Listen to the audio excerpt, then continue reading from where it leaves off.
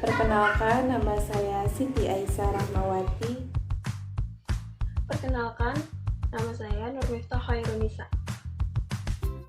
Perkenalkan, nama saya Andi Safira. Perkenalkan, nama saya Ika Mahardika.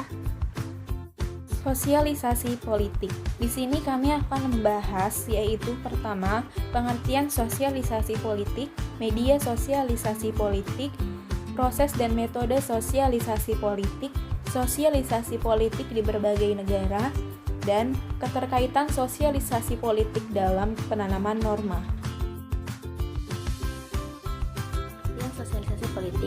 Sosialisasi politik berasal dari dua kata, yaitu sosialisasi yang berarti permasyarakatan dan politik yaitu urusan negara, yang berarti secara etimologi sosialisasi politik ialah permasyarakatan urusan negara. Urusan negara yang dimaksud ialah dalam semua aspek kehidupan bermasyarakatan, berbangsa, dan bernegara. Sedangkan menurut Michel Rousse dan Philip Adler, yang menjelaskan sosialisasi politik ialah proses yang berpengaruh di mana seseorang individu bisa mengenali sistem politik yang kemudian menentukan persepsi secara reaksinya terhadap gejala-gejala politik. Sosialisasi politik juga menjadi sarana bagi suatu generasi untuk mewariskan keyakinan-keyakinan politiknya kepada generasi sesudahnya.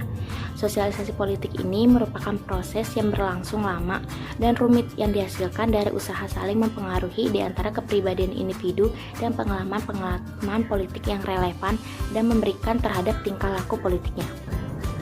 Menurut Heyman, dalam buku panduannya, sosialisasi politik merupakan suatu proses pembelajaran yang secara kontinu, baik belajar secara emosional maupun indoktrinasi politik, yang manifest dan dimedial oleh segala partisipasi dan pengalaman si individu yang menjalaninya.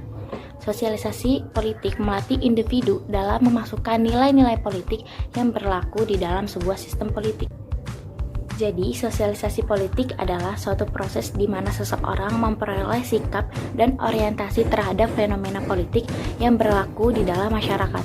Proses sosialisasi berjalan secara berangsur-angsur dari masa kanak-kanak hingga dewasa.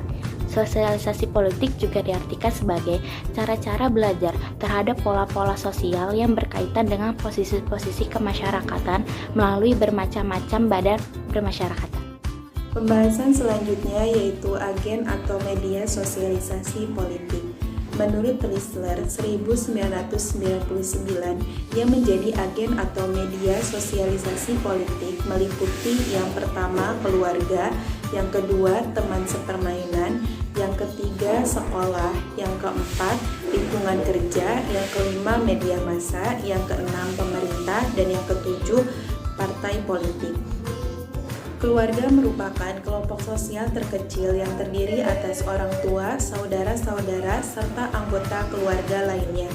Keluarga juga merupakan sarana bagi sosialisasi politik yang sangat strategis, terutama untuk pembentukan kepribadian dasar, serta sikap sosial anak yang nanti akan berpengaruh untuk orientasi politik.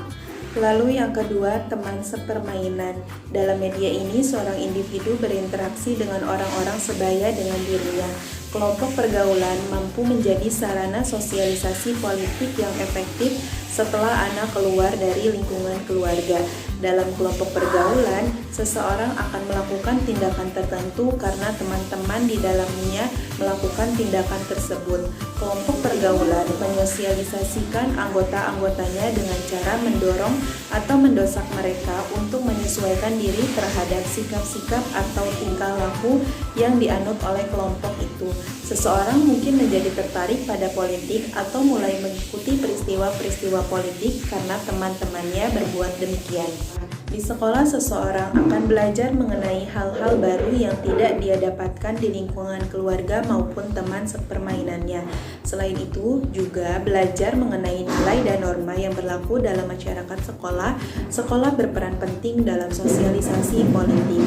Sekolah dapat memberikan pengetahuan kepada para siswa tentang dunia politik dan peranan mereka di dalamnya. Sekolah juga memberikan pandangan yang lebih konkret tentang lembaga-lembaga politik dan hubungan-hubungan politik. Anak belajar mengenai norma, nilai, dan atribut politik negaranya. Lingkungan kerja. Dalam melakukan interaksi di lingkungan kerja, setiap orang harus menjalankan peranan sesuai dengan kedudukannya. Organisasi-organisasi formal atau informal yang dibentuk atas dasar pekerjaan juga dapat memainkan peran sebagai berbentuk serikat kerja atau serikat buruh. Dengan menjadi anggota dan aktif dalam organisasi tersebut, mereka mendapat sosialisasi politik yang efektif. Bagi para anggotanya, organisasi-organisasi tersebut dapat berfungsi secara menyeluruh di bidang politik. Secara tidak langsung, para anggota akan belajar tentang berorganisasi. Pengetahuan tersebut akan bermanfaat dan berpengaruh ketika mereka terjun ke dunia politik. Media massa bagi masyarakat modern memberikan informasi-informasi politik yang cepat dan dalam jangkauan yang luas. Dalam hal itulah media massa terdiri atas media cetak seperti surat kabar dan majalah, dan media elektronik seperti radio, televisi, video, film, dan internet memegang peranan penting. Media massa juga merupakan sarana ampuh untuk membentuk sikap-sikap dan keyakinan-keyakinan politik. Melalui media massa, ideologi negara dapat ditanamkan kepada masyarakat, dan melalui media massa juga politik negara dapat diketahui oleh masyarakat secara luas. Pemerintah merupakan agen sosialisasi politik secondary group. Pemerintah merupakan agen yang punya kepentingan langsung atas sosialisasi politik. Pemerintah yang menjalankan sistem politik dan stabilitasnya, pemerintah biasanya melibatkan diri dalam politik pendidikan, di mana beberapa mata pelajaran ditunjukkan untuk memperkenalkan siswa kepada sistem politik negara, pemimpin, lalu kebangsaan, dan sejenisnya. Pemerintah juga secara tidak langsung melakukan sosialisasi politik meliputi tindakan-tindakannya. Melalui tindakan pemerintah, orientasi afektif individu bisa terpengaruh dan ini mempengaruhi budaya politik. Lalu yang terakhir yaitu partai politik.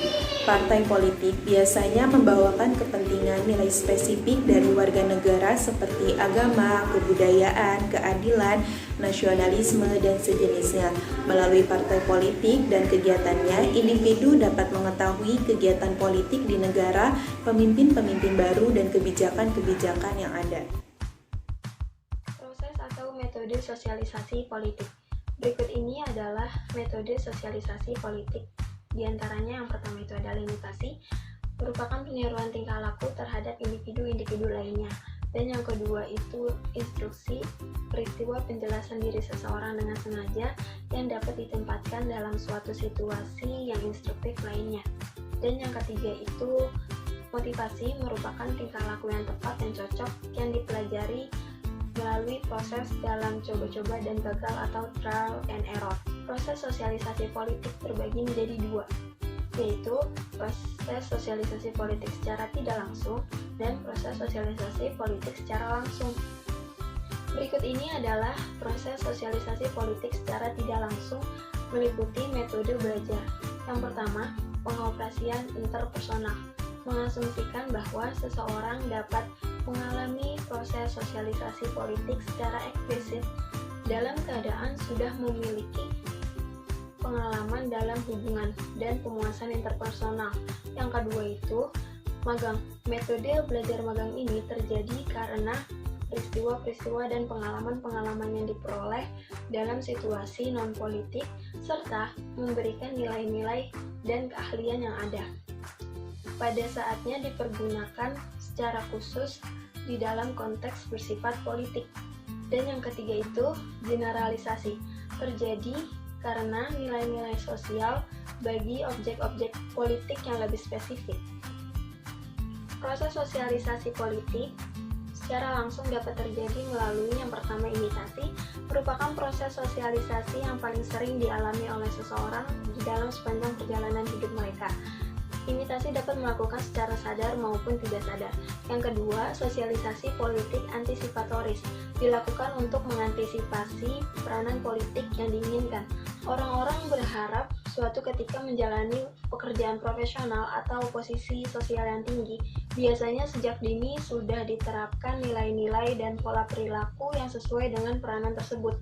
Dan yang ketiga itu pendidikan politik. Dapat diterapkan di semua berbagai kalangan seperti di kalangan keluarga, sekolah, kalangan politik atau pemerintah, dan berbagai kelompok atau organisasi yang tak terhitung jumlahnya. Dan yang terakhir itu pengalaman politik.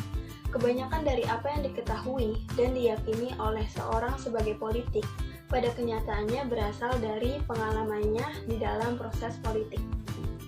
Sosialisasi politik di berbagai negara terbagi menjadi 4. Yang pertama, di negara liberal. Sosialisasi politik di negara liberal merupakan salah satu pendidikan politik. Pendidikan politik adalah proses dialogik di antara pemberi dan penerima pesan.